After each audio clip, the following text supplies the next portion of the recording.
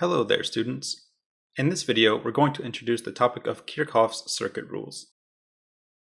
Kirchoff circuit rules come about due to conservation laws, specifically conservation of energy and conservation of charge.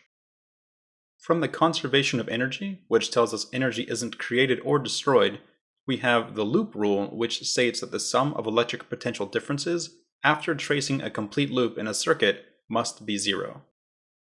From the conservation of charge, which tells us that the amount of charge we start with must be the same that we end with, we have the junction rule. This states that the current flowing into a point must equal the current flowing out of that point. Let's make these a bit more intuitive with some analogies. With the loop rule, we can think of a potential difference as a height.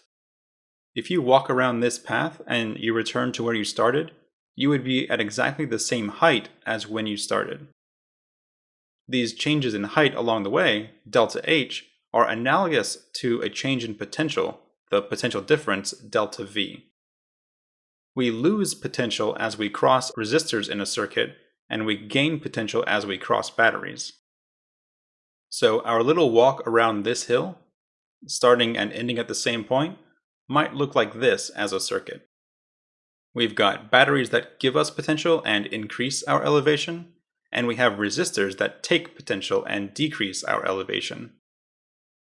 Let's take a look at the junction rule now.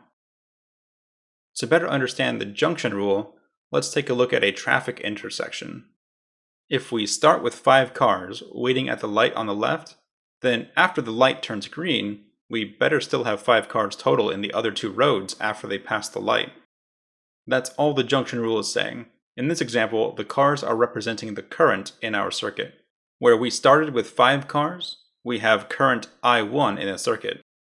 When the road splits, we have currents I2 and I3, but we know the total amount of current in I2 and I3 must be the same we started with in current I1. That's the basic idea for Kirchoff's circuit rules. In the next video, we'll apply them in a few examples to see how they work in practice. Until then, thanks for watching and learning about physics. Leave a comment or question below or on my Facebook page in the video description.